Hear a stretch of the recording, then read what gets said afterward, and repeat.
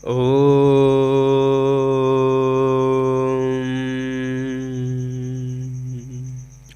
श्री परमात्मने नमः। उच्च रक्तचाप, हाई बीपी। उच्च रक्तचाप हृदय, गुर्दे और रक्त संचालन प्रणाली की गड़बड़ी के कारण होता है। यह रोग किसी को भी हो सकता है। जो लोग क्रोध, भय, दुख, अन्य भावनाओं के प्रति अधिक संवेदनशील होते हैं, उन्हें यह रोग अधिक होता है। भय, क्रोध और टेंशन, तनाव, दुख की भावनाओं में जलने चुरने से बचना चाहिए। हरिओम तत्सत और सब गपशप ऐसा बीच में भाव करके सारी चिंतन को, विचारों को काटना चाहिए। हे नाथ, मैं आपको भूलूं नहीं, ऐसा बार बार हृदय से पुकारना चाहिए। आकाश की ओर देखकर, हे नाथ मैं तुम्हारा हूँ, हे भगवान तुम मेरे हो, जगत सपना हरि अपना है। ऐसे इन दुख की भावनाओं को, विचारों को काटना चाहिए। जो लोग परिश्रम कम करते हैं तथा अधिक तनाव में रहते हैं, शराब या धूम्रपान अधिक करते हैं, उनमें सिर में दर्द होता है, चक्कर आने लगते हैं, दिल की धड़कन तेज हो जाती है, आलस्य होना, जी घबराना, काम में मन न लगना, पाचन क्षमता कम होना, आँखों के सामने अंधेरा आना, नींद न आना आदि लक्षण ये उच्च रक्तचाप वालों में देखने मिलते हैं। तो क्या करें उच्च रक्तचाप वाले? कच्चे लहसुन की 2 कली पीसकर प्रातःकाल चाटने से उच्च रक्तचाप सामान्य होता है।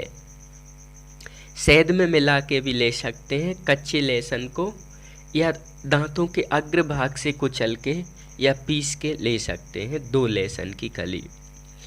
उच्च रक्तचाप के रोगी को साधारण नमक की जगह सेंधा नमक का प्रयोग, काला नमक का प्रयोग करना चाहिए, क्योंकि ये जो नमक आ रहे हैं ये केमिकल युक्त और नेचुरलता से छेड़खानी करके आ रहे हैं। अर्जुन की छाल,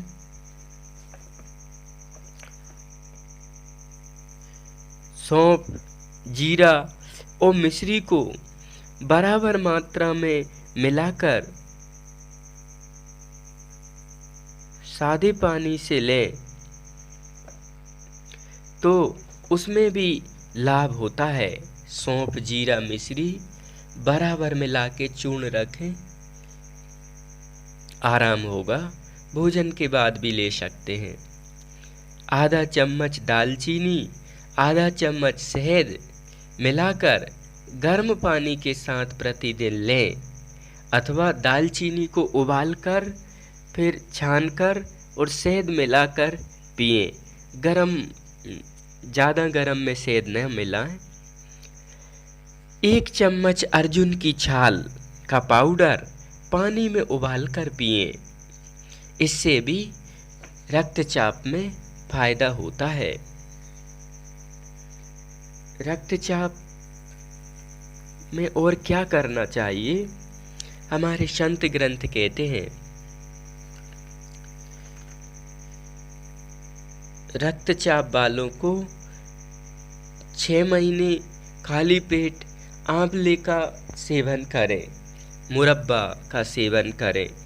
च्यवनप्राश का सेवन भी हितकारी हो सकता है, पर आंवले का मुरब्बा 6 माह खाली पेट लेने से भी रक्तचाप, हाई बीपी में फायदा होता है। इसके अलावा रक्तचाप में जटामासी का उपयोग बहुत हितकारी है, निद्रा लाने वाली है, हृदय को तत्कालिक बदलने वाली है। एक अच्छी औषधि है जटामासी। आयुर्वेद में जटामासी का प्रयोग अत्यंत प्राचीन काल से पाया जाता है। बढ़े हुए रक्तचाप को घटाने में तथा हृदय को स्थायी बल देने में इसका प्रभाव अद्भुत है। यह शरीर के अंगों में उठने वाले आक्षेपों को दूर करती है तथा स्नायिक दौर्बल्य की अवस्था में शक्ति वर्धक के रूप में काम करती है। यह औषधि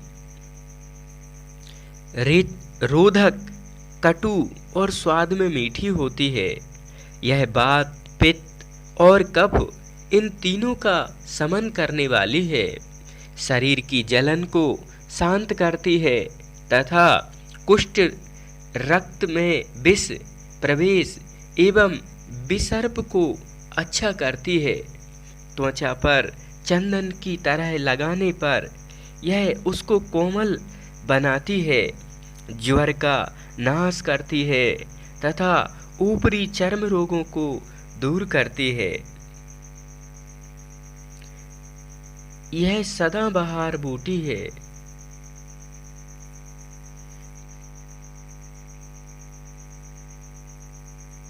यह सरबर्त छोटे छोटे रोमकूपों से भरा हुआ रहती है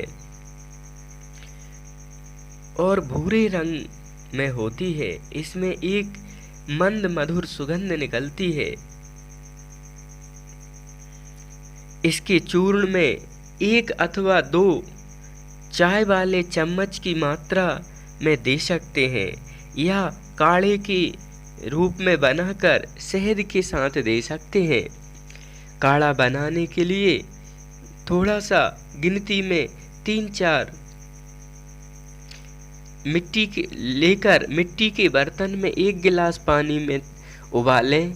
जब आधा गिलास रह जाए, 100 ग्राम पानी 50 ग्राम रह जाए, तब इसको छानकर शहद मिलाकर ले सकते हैं।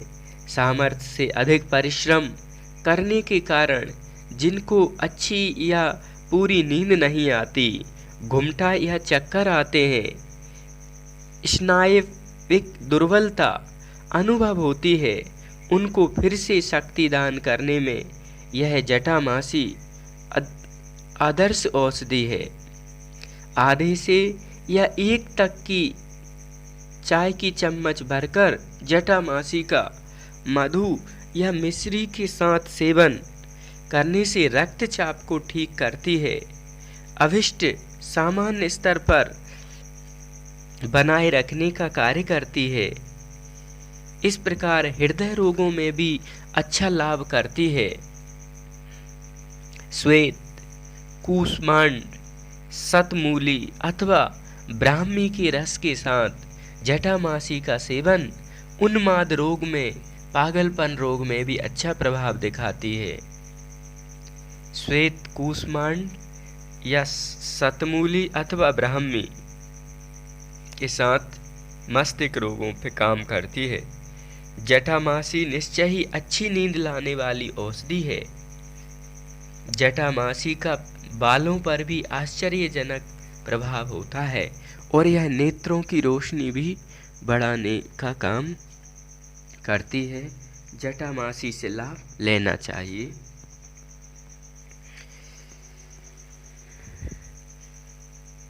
और ग्रंथों में रक्तचाप को लेकर आता है कि निम्न रक्तचाप लो बीपी अथवा उच्च रक्तचाप हाई बीपी वास्तव में कोई रोग नहीं है, अपितु शरीर के किसी अन्य रोगों के लक्षण हैं। निम्न रक्तचाप केवल ओम का गुंजन उच्चारण करने से तथा 2 से 5 ग्राम पीपरा मूल का सेवन करने से एवं नींबू के नमक डाले हुए शरबत को पीने से ही लाभ कर देती है। 2 से 5 ग्राम पीपरा मूल, ओम का उच्चारण या नींबू का शरबत ये बीपी को कंट्रोल करता है। ओम का उच्चारण कुछ भी खाने पीने से पहले एवं बाद में करने से तथा 12 मासी कि 11 फूल का सेवन करने से भी बीपी जनित समस्याओं में फायदा होता है। जल पीपली, जिसको रतबेलिया भी कहते हैं, का 5 ग्राम रस दिन में एक बार पीने से उच्च रक्तचाप नियंत्रण होता है। यह रतबा में भी लाभदायक है। रतौंद आती है। लहसुन की कलियों को 4-5 दिन धूप में सुखाकर कांच की बरनी में भरकर ऊपर से शहद डालकर रख दें। 15 दिन बाद लहसुन की 1-2 कली को 1 चम्मच शहद के साथ निकालकर साथ चबाकर 1 गिलास ठंडा दूध पिए, जो कि फ्रिज में ठंडा ना किया हो। यह रक्तचाप, ब्लड प्रेशर को लहसुन का अचार, लहसुन का मुरब्बा जो अपन शहद में डाल के रखते हैं, इसकी 2-3 कली हितकारी होती है। सर्पगंधा, 1 ग्राम सर्पगंधा बूटी को 2 ग्राम बलछड़ बूटी में मिलाकर दें। बालछड़ बूटी 2 ग्राम, सर्पगंधा 1 ग्राम मिलाकर दें। चंद्रकला रस की 2-2 गोली सुबह शाम दें। 2 चम्मच त्रिफला चूर्ण रात्रि को सोते समय दें। इससे भी लाभ होता है। सर्पगंधा 1 ग्राम, बालछड़ 2 ग्राम मिलाकर देने से, चंद्रकला रस की 2-2 गोलियां सुबह शाम देने से, 2 चम्मच त्रिफला चूर्ण 1.5 चम्मच 1 चम्मच रात्रि को लेने से इस बीपी में लाभ होता है। अगर वात प्रधान प्रकृति है तो प्रातः तिल का 15-20 ml मिली तेल गर्म पानी के साथ देने से उच्च बीपी, उच्च रक्तचाप, हाई बीपी में फायदा करता है। तिल का तेल गर्म पानी से लें, यदि वादी प्रधान है। त्रिफला चूर्ण रात में लें तो भी। सर्पगंधा, बलछड़ 1 व 2 ग्राम लें। चंद्रकला रस की 2-2 गोली लें तो इससे हाई बीपी में फायदा होगा। हर रोज बीपी की गोलियां लंबे समय तक खाते रहने से और लीवर, किडनी पे बहुत ज़्यादा प्रभाव पड़ता है। इसलिए हमें इसमें सावधान रहना चाहिए कि हम बीपी की गोली लंबे समय तक ना खाएं, अपितु आयुर्वेदिक नेचुरल प्रकृति के करीब आएं।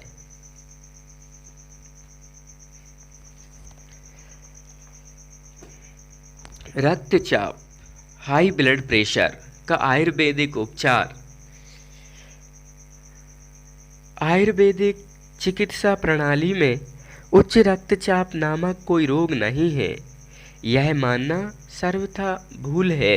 इसका वर्णन आयुर्वेदिक शास्त्रों में वात रोगों के अंतर्गत आता है। इसका आयुर्वेदिक नाम शिरागत वात है। रक्त वाहिनियों तथा धमनियों पर रक्त का अधिक दबाव पड़ता है और उनका कठोर हो जाना ही शिरागत वात है।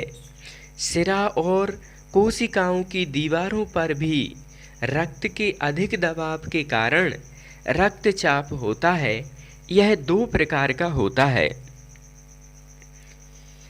उच्च रक्तचाप या शिरागत वात और न्यून रक्तचाप, लो ब्लड प्रेशर। यहाँ पर केवल उच्च रक्तचाप पर चर्चा किया जा रहा है। संप्राप्ति, मनुष्य का हृदय लगभग 7 तोला रक्त एक बार के संकोचन के समय धमनी में फेंकता है। इससे पहले भी धमनी में रक्त पूर्ण रूप से भर जाता है। धमनी में अतिरिक्त रक्त के फेंके जाने से धमनियों में दबाव पड़ता है और उनकी दीवारें फैल जाती हैं।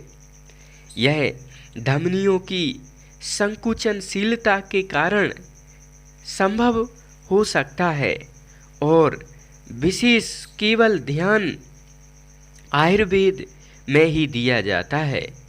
दूसरा परिणाम, रक्त के कारण धमनियों में एक लहर पैदा होती है जो प्रारंभ में प्रबल होती है और धीरे धीरे कोशिकाओं में पहुंचने से पहले अदृश्य हो जाती है।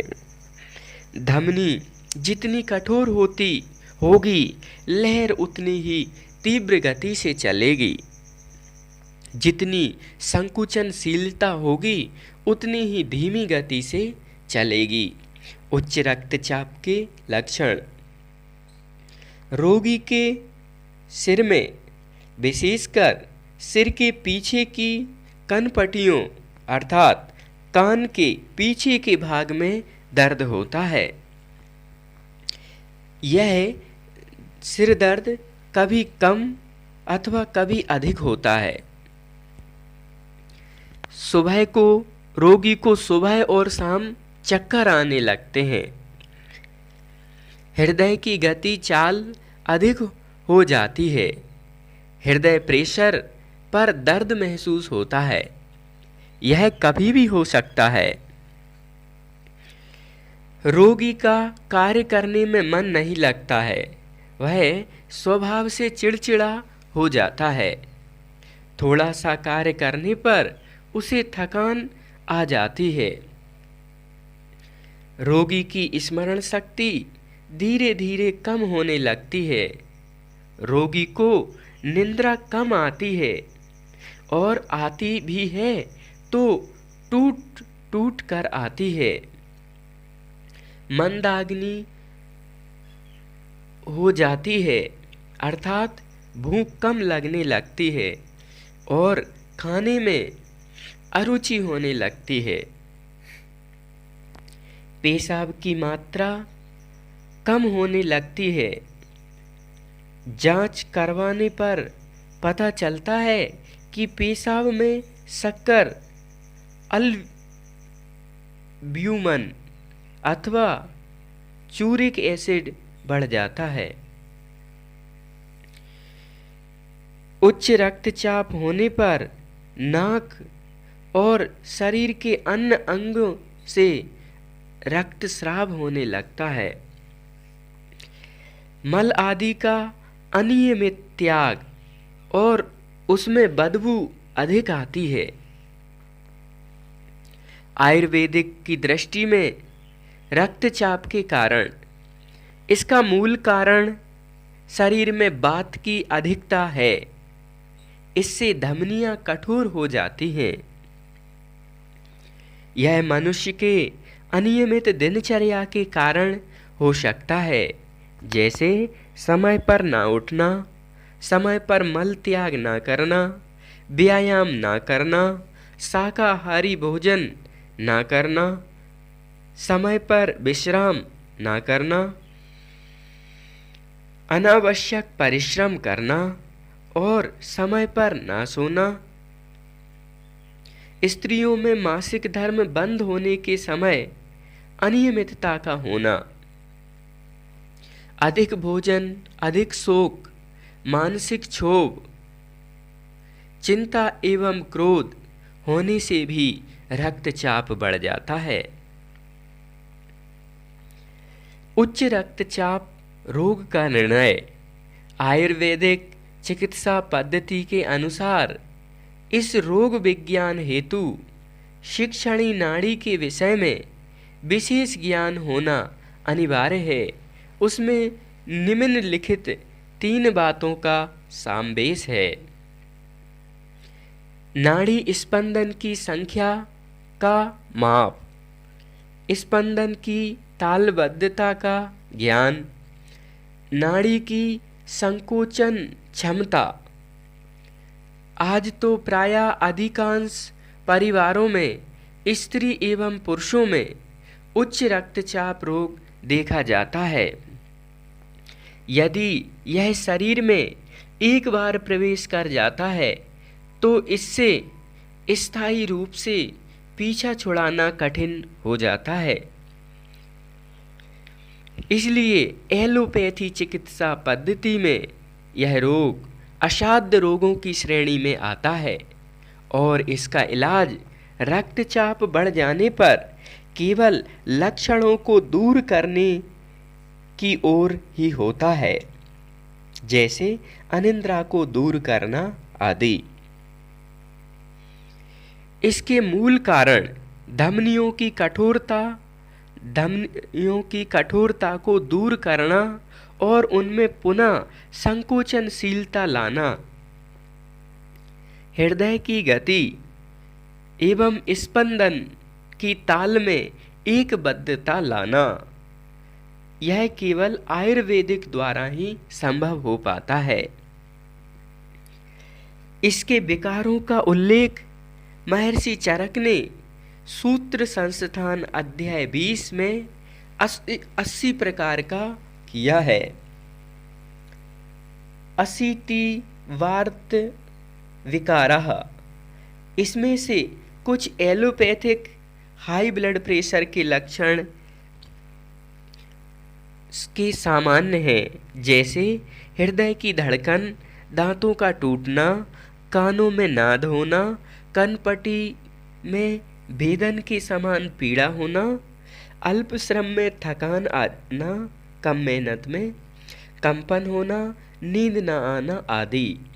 यदि आयुर्वेदिक स्वास्थ्य व्रत का अनुपालन हो तो रोगी को अधिक लाभ औषधि के बिना ही हो सकता है। आयुर्वेदिक चिकित्सा।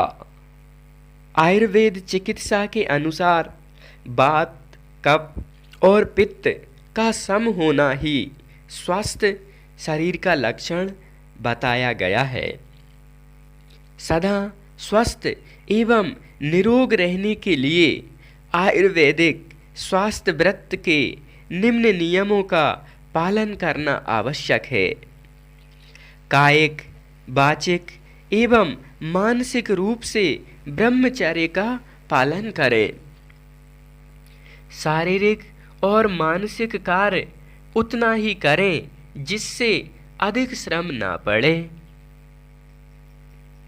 नित्य प्रातः वन अथवा घने पेड़ों वाले स्थान पर घूमने जाएं, जहां प्रकाश, स्वच्छता, स्वच्छ हवा, अच्छा प्रबंधन हो, ऐसे स्थानों पे आएं। नित्य तिल के तेल का मालिश करके गुनगुने पानी से स्नान करें।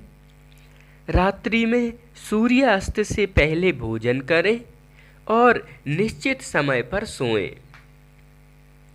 अच्छा साहित्य पढ़ने लिखने की थोड़ी थोड़ी आदत रखें, वो अवश्य रखें। मस्तिष्क को थकान न आए ऐसा मानसिक कार्य करें।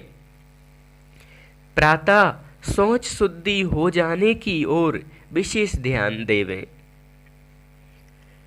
जड़ी बूटियों अथवा अन्य आयुर्वेदिक क्रियाओं द्वारा निर्मित औषधियों का प्रयोग। धमनियों की कठोरता दूर करने के लिए सर्वप्रथम वैद्य इस रोग में वनस्पति सर्पगंधा अर्थात सर्पिना गोलियों को इसके अन्य कंपाउंडों का उपयोग करते हैं। सर्पिना, सर्पगंधा उष्ण प्रकृति होने से पित्त प्रकृति वाले व्यक्तियों, जो उच्च रक्तचाप के रोगी होते हैं, इनका प्रयोग करने पर तुरंत घबराहट तथा बेचैनी का अनुभव करते हैं और इस प्रकार की औषधि का पुनः सेवन करने से इनकार करते हैं। सर्पगंधा, सर्पिना थोड़ी गर्म होती है। महर्षि चरक ने संकुचनशीलता पैदा करने के लिए चरकजा का उपदेश दिया है। उन्होंने बताया है कि सूखी हुई लकड़ी भी जब स्नेहन और स्वेदन द्वारा मन के अनुसार मोड़ी जा सकती है, तो फिर जीवित मनुष्य को तो स्नेहन और स्वेदन द्वारा इच्छानुसार परिवर्तित क्यों नहीं किया जा सकता। इससे रोगी को स्थायी लाभ अवश्य मिलता है। प्रथम रोगी को बाह्य एवं अभ्यंतर स्नेहन कराए। स्नेहन के लिए सुरेंद्र तेल, बला तेल का उपयोग करें। यदि उक्त तेल का अभ्यंतर उपयोग न किया जा सके तो बादाम तेल में दूध मिलाकर दें। पित्त का अनुबंध होने पर शास्त्रानुसार घृत का उपयोग कराएं। स्नेहन के पश्चात रोगी को स्वेदन कराना चाहिए। सिराओं की कठोरता दूर करने के लिए मृदु स्वेदन जरूर देना चाहिए। इसके लिए गर्म जल का नाड़ी स्वेदन अथवा अवगाहन स्वेदन देने से ही काम चल जाएगा। उच्च रक्तचाप की औषधि। बृहद बात चिंतामणि रस। इसमें मिलाए हुए द्रव्यों में स्वर्ण भस्म, यह मधुर, शिनगद और बृहद गुणयुक्त होने से बात का शमन और रक्त प्रसारण कर सेंद्रिय विष का शमन करती है। शिनगद और शीतल गुण से जीव रक्तवाहिनी सिराओं की कठोरता कम करता है। रसायन होने से वृद्धावस्था की बात बाहुल्य को नियमित करता है। रौप्य भस्म, चांदी की भस्म, यह अम्ल रस, शीतल, शिनगद और मधुर विपाक वाला होने से सिराओं के कोने के कफ अंश को बढ़ाएगा। इससे कठोरता कम होगी। यह शरीर के सेंद्रिय विष को निकालकर आकुंचन, प्रसरण आदि गुणों की वृद्धि करेगा। शरीर के रक्त प्रत्यंगों के रोगों की दुर्बलता दूर होगी और हृदय शक्तिशाली बनेगा। लोह भस्म, यह हृदय वातजन्य रोग नष्ट करता है। लोह भस्म के सेवन से शरीर शुद्ध होकर रक्ताणु बलवान बनते हैं। रसायन होने से यह वृद्धावस्था जन प्रवृद्ध वात का नियमन करता है। यह वात व्याधि को दूर करके शरीर को निरोग बनाता है। अभ्रक भस्म, यह शिनगद तथा शीतल होने से वायु का शमन करता है। मधुर रसात्मक होने से वात का शमन करता है तथा जीव रक्तवाहिनी सिराओं में मृदुता लाता है। रस सिंदूर, यह हृदय के लिए पौष्टिक, वातनाशक और विषनाशक होने से उच्च रक्त में हितकारी है। रस सिंदूर। घी कार, उदरस्थ अंगों को व्यवस्थित कर दूषित अंश को शरीर से बाहर निकालने के कारण पक्काशय को स्वस्थ बनाता है। इस प्रकार बृहद बात चिंतामणि रस उच्च रक्तचाप रोग में एक उपयुक्त औषधि है। अतः हाई बीपी वाले बृहद बात चिंतामणि रस का सेवन कर सकते हैं। योगेंद्र रस, बात चिंतामणि रस में स्वर्ण भस्म, चांदी भस्म, लोह भस्म, अम्बरक भस्म, रस सिंदूर आदि मिले हुए होते हैं। दूसरा योगेंद्र रस। योगेंद्र रस में स्वर्ण भस्म का प्रमाण अपेक्षा या अधिक होने से सेंद्रिय विष का नाश कर रक्त का प्रसाधन करता है। रक्त का बलकारक होने से हृदय की संकोचन एवं प्रसारण प्रक्रिया को नियमित करता है, जिससे रक्तचाप की वृद्धि कम हो जाती है। यह अप्रत्यक्ष रूप से पाचन संस्थान और मूत्र संस्थान पर भी अपना असर करता है। इस रसायन के सेवन से अजीर्ण, वात विकार, निद्रानाश आदि दूर हो जाते हैं। भृंग राजस्व में पहला मूल द्रव्य श्रृंगराज है, दूसरा द्रव्य हरण है जो अधिक मात्रा में है। हरण की वजह से प्रथम प्रत्यक्ष क्रिया पक्काशय पर होती है। यह पक्काशय को धीरे धीरे स्वच्छ करके बद्धकोष्ठता को दूर करता है। इससे वात दोष का निर्माण कम होता है, जो कि रक्तचाप की वृद्धि का मूल है। अतः अप्रत्यक्ष रूप से यह रक्तचाप वृद्धि के लिए उपयोगी है।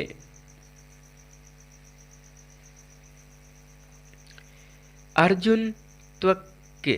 यह रक्त शोधक और विषनाशक होने से सेंद्रिय विष को दूर कर रक्त को शुद्ध करता है। रक्तचाप वृद्धि की प्रारंभिक अवस्था में श्वास, दाह, तृष्णा आदि लक्षण हों तब इसका प्रयोग करना चाहिए। चंद्रभागा सर्पगंधा। यह वात और रक्त को दूर करती है। उष्ण होने से वायु का अनुलोमन करती है तथा रक्तचाप वृद्धि को कम करती है और निद्रा लाती है। जटामासी। इसमें कड़वी, कसेली एवं शीतल होने के कारण रक्तचाप वृद्धि के साथ मधुमेह रोग हो तो धमासा शंखपुष्पी के साथ उपयोग करने से शक्कर कम हो जाती है। यह मस्तिष्क पीड़ा, दिल की धड़कन को भी दूर करती है।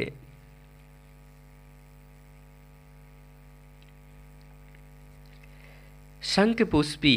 यह सारक और उष्ण होने से वायु का अनुलोमन करती है।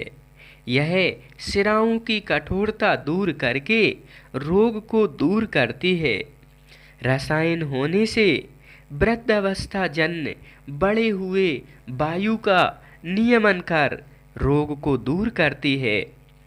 मेद होने से मस्तिष्क को शक्ति देगी और निद्रा लाने वाली शंखपुष्पी है। धमासा ज्वासा। शीतल होने से यह रक्त शोधक एवं रक्त रोधक है। रक्त शोधक होने से शुद्ध रक्त द्वारा हृदय को शक्ति मिलती है तथा हृदय का कार्य नियमित होने लगता है। यह कषाय एवं लेखन गुणों से शिराओं की कठोरता को कम करता है। रोग की विशेष अवस्था में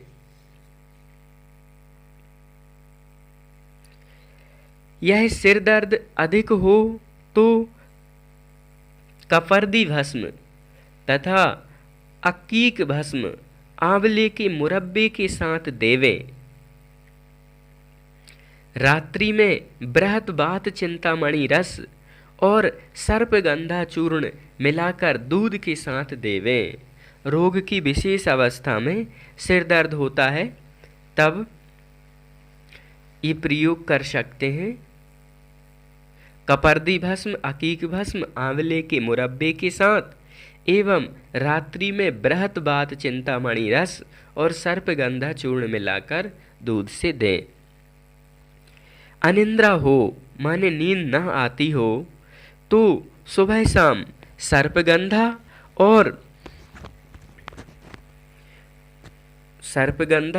चूर्ण और बृहत बात चिंतामणि रस मिलाकर दूध के साथ देवें। रक्त दबाव कम करने के लिए सर्पगंधा एलोपैथिक चिकित्सा भी प्रचुर मात्रा में उपयोग में लाते हैं। एलोपैथी वाले भी सर्पगंधा का प्रयोग करते हैं।